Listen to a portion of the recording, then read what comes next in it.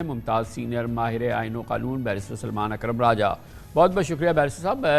بہرحال آج وہ سماعت جس کے دوران ایک بڑا اہم فیصلہ سامنے آ گیا، ملک کو بہرحال الیکشن کی تاریخ مل گئی، 8 فروری کو الیکشن ہوں گے اور اس کا کسی حد تک کریڈٹ سپریم کورٹ کو بھی جا رہا ہے۔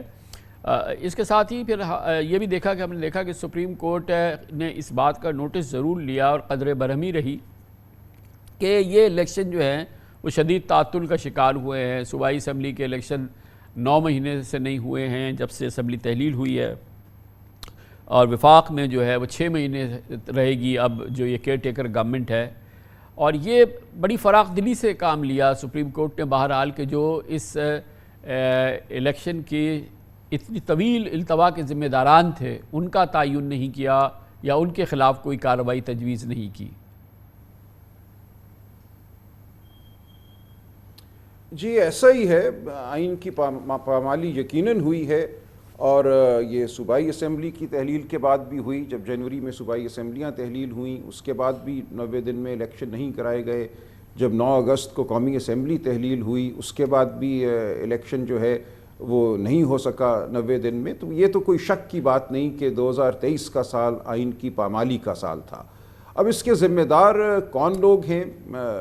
بالکل یہ صدر مملکت کا فرض تھا، میں سمجھتا ہوں یہ عوام کا حق تھا کہ ان کو ایک الیکشن کی تاریخ دی جاتی تحلیل کے وقت جب 9 اگست کو تحلیل ہوئی اسمبلی۔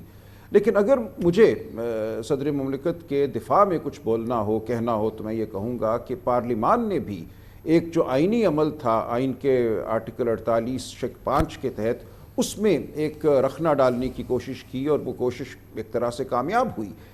الیکشن ایکٹ میں ترمیم کی گئی اور یہ کہا گیا کہ تاریخ دینے کا جو حق ہے وہ صرف اور صرف الیکشن کمیشن کا ہے۔ یہ بالکل آئین کے خلاف ایک شق تھی جس کو الیکشن ایکٹ میں داخل کیا گیا، اور اس شک کی وجہ سے ہی الیکشن کمیشن نے چیف الیکشن کمشنر صاحب بشمول صدر مملکت سے ملاقات کرنے سے بھی انکار کر دیا جب انہوں نے ان کو ملاقات کے لیے بلایا۔ تو پامالی تو ہر جگہ ہوئی۔ پارلیمان نے ایک غلط غیر آئینی قانون بنایا، اس قانون کا سہارا لیتے ہوئے الیکشن کمیشن نے صدر مملکت سے مشاورت نہیں کی، صدر مملکت نے عدالت کا راستہ نہیں لیا، عدالت سے رہنمائی نہیں لی۔ جو قانون ایک غلط بنایا تھا پارلیمان نے، اس قانون کو کالعدم قرار دینے کی کسی نے کوئی کوشش نہیں کی۔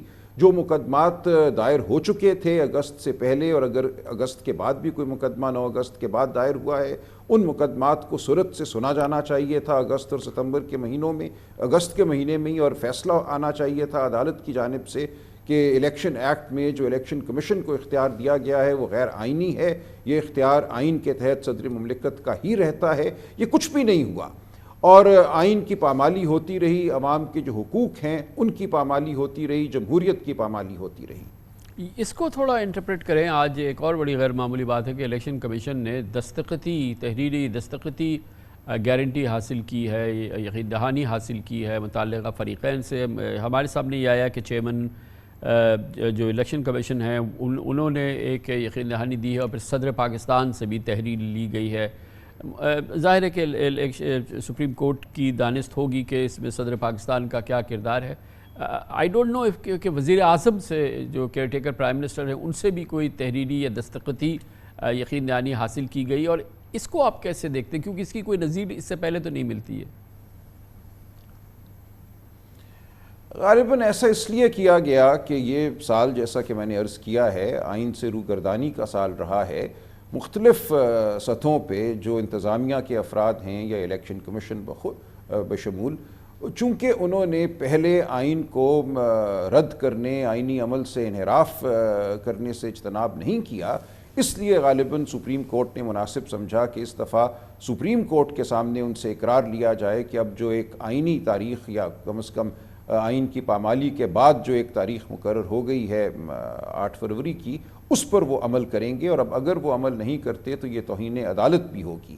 آئین سے روگردانی تو ہو چکی، اس کے حوالے سے تو کسی کا کوئی بال بیکا نہیں ہوا، کسی کو سزا نہیں ملی۔ اب اگر توہین عدالت ہوتی ہے، عدالت کے سامنے ایک دستاویز پر دستخط کرنے کے بعد، ایک حکم آ جانے کے بعد الیکشن نہیں کرایا جاتا، تو پھر یہ توہین عدالت بھی ہوگی۔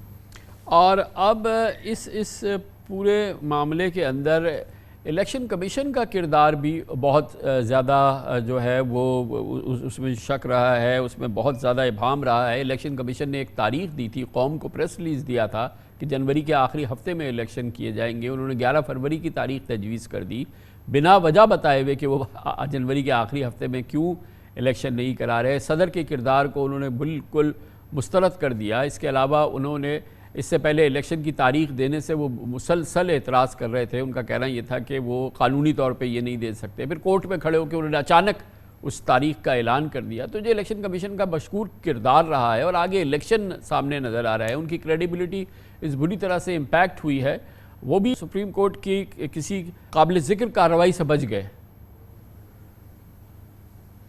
جی ایسا ہی ہے، اور میں یہ گزارش کروں گا کہ اگر اب الیکشن اس ملک میں ہونا ہے، جو کہ یقیناً مجھے یقین ہے ہوگا، اور اس الیکشن کی کچھ ساکھ ہونی ہے، تو سپریم کورٹ کو اور عدالتوں کو ایک بہت بڑا کردار ادا کرنا ہوگا۔ ہم آئین کے آرٹیکل 184(3) کے حوالے سے خائف رہتے ہیں کہ عدالتیں بہت دخل اندازی کرتی ہیں انتظامیہ کے کاموں میں، لیکن جب انتظامیہ کی یہ شکل سامنے آئے کہ مسلسل آئین سے انحراف کیا گیا، آج ہم نے دیکھا ایک سرکردہ سیاسی لیڈر کو، اسد کیسر صاحب کو گرفتار کر لیا گیا، اگر یہ عمل اسی طرح جاری رہا تو پھر کیا الیکشن ہو سکے گا؟ اس وقت ضرورت ہے غیر معمولی اقدامات کی، عدالت کی طرف سے بھی اور دیگر اداروں کی طرف سے بھی۔ اب اگر الیکشن ہونا ہے، بہت سے لوگ ہم جانتے ہیں پریس کانفرنسز کر بیٹھے ہیں، بہت سے لوگ غائب ہیں، اس سب کے باوجود اگر ذرا سی بھی ساکھ اس الیکشن کی ہونی ہے تو عدالت کو کردار ادا کرنا پڑے گا اور الیکشن میں لوگوں کو شامل ہونے کا موقع دینا پڑے گا، امیدواروں کو بھی اور ووٹروں کو بھی۔ اگر حالات اسی طرح رہے کہ ہر وہ شخص جس کے حوالے سے یہ شبہ ہو کہ یہ شاید الیکشن میں کوئی سیاسی کردار ادا کر سکتا ہے، وہ اگر اٹھا لیا جائے گا، گرفتار کر لیا جائے گا، تو پھر کیا الیکشن؟ اس سلسلے میں بہرحال ابھی سپریم کورٹ میں ایک بڑی امپورٹنٹ پٹیشن ہے، اعتزاز احسن صاحب نے دائر کی ہے، اور یہ موضوع یہی ہے جو بھی آپ نے فرمایا۔ تو گیند اس معاملے میں بھی سپریم کورٹ کی کورٹ میں گئی ہے۔ اس کے علاوہ کوئی ادارہ مجھے اس وقت ملک میں نظر نہیں آ رہا جو آئین کی سربلندی کے لیے جو بنیادی حقوق ہیں لوگوں کے، حق ہے کہ الیکشن میں کوئی شخص کھڑا ہو، حق ہے کہ الیکشن میں ووٹ ڈالے جائیں، سیاسی جماعتوں کو حق ہے کہ وہ الیکشن میں شامل ہوں، ان کو ان کی پسند کا انتخابی نشان ملے۔ یہ تمام بڑے بنیادی حقوق ہیں، اور ان حقوق کو عدالت کے علاوہ، عدالت عظمیٰ کے علاوہ مجھے کوئی ایسا ادارہ نظر نہیں آتا جو ان حقوق کی نگہبانی کر سکے۔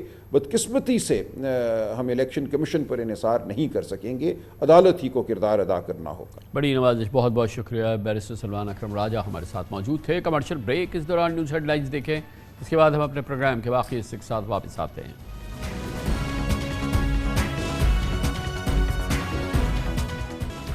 ملک میں عام انتخابات کے حوالے سے تمام وسوسے، شکوک، شبہات دم توڑ رہے ہیں، اور 8 فروری 2024 کے الیکشن کے حوالے سے اب کاؤنٹ ڈاؤن شروع ہو رہا ہے۔ تمام سیاسی جماعتوں نے انتخابی پنجہ آزمائی کے لیے آستینیں چڑھا لی ہیں۔ نون لیگ نے قومی اور صوبائی اسمبلیز کی نشستوں کے لیے امیدواروں سے درخواستیں بھی لینا شروع کر دی ہیں۔ انتخابی منشور کی تیاری کا آغاز ہو گیا ہے۔ پیپلز پارٹی کے چیئرمین بلاول بھٹو نئے لاڈلے اور لیول پلینگ فیلڈ کا نعرہ لگا کر انتخابی مہم میں اتر چکے ہیں۔ مولانا فضل الرحمان بھی سیاسی اور مذہبی جلسوں میں انتخابی ترجیحات کا اعلان کر رہے ہیں۔ سیاسی جوڑ توڑ کے لیے نواز شریف پنجاب میں اور آصف زرداری سندھ میں متحرک ہو گئے ہیں، تاہم پی ٹی آئی کے chairman Imran Khan, vice chairman Makhdoom Shah Mahmood Qureshi, party صدر چودھری پرویز الہی سمیت کئی رہنما گرفتار ہیں، اور آج سے تھوڑی دیر قبل سابق اسپیکر قومی اسمبلی اسد قیصر کو بھی بنی گالہ سے گرفتار کر لیا گیا۔ پی ٹی آئی کے متعدد رہنما روپوشی پر مجبور ہیں، جبکہ 9 مئی کے سیاہ بادل پی ٹی آئی کے کارکنوں کا پیچھا کر رہے ہیں۔